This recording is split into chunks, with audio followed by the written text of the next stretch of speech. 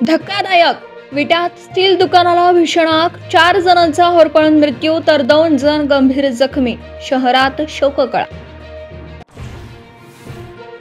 सांगलीत धारदार शस्त्राने युवकाची हत्या, संशयित आरोपी पोलिसांच्या ताब्यात।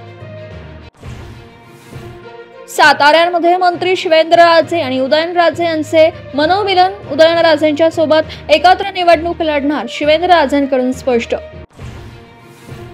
मुंबई क्रिकेट असोसिएशनच्या अध्यक्षपदी अजिंक्य नाईक यांची बिनविरोध निवड, प्रसाद लाड आव्हाड, मिलिंद नार्वेकर यांची माघार तर उपाध्यक्षपदासाठी आव्हाड विरुद्ध नवीन शेट्टी अशी लढत। मुंबई महानगरपालिकेमध्ये काँग्रेसची एकला चलवरीची भूमिका, काँग्रेसचे नेते विजय वडेट्टीवार यांच्याकडून जाहीर। नाशिकमध्ये आगामी सर्व निवडणुका एकत्र लढणार, महाविकास आघाडी आणि मनसेच्या संयुक्त पत्रकार परिषदेमध्ये घोषणा, तर पत्रकार परिषदेविषयी माहितीच नाही, प्रदेशाध्यक्ष सपकाळ यांचं वक्तव्य।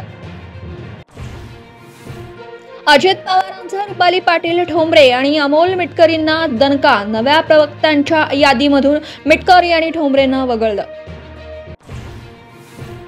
मुंबई पालिकेच्या 227 पैकी 125 जागांसाठी मनसेची यादी तयार, उद्धव ठाकरे यांच्यासोबतच्या युतीच्या आधीच घेतला जागांचा आढावा, आरक्षण सोडत जाहीर झाल्यानंतर सेनेशी चर्चा होण्याची शक्यता।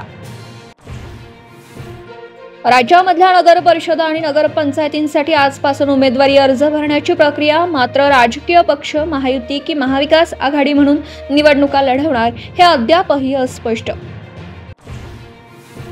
फलटणमधल्या महिला डॉक्टरला न्याय मिळाला यासाठी काँग्रेस आक्रमक, मुख्यमंत्री फडणवीसांच्या वर्षा बंगल्याला घेराव घालण्याचा प्रयत्न, आंदोलकांची पोलिसांकडून धरपकड।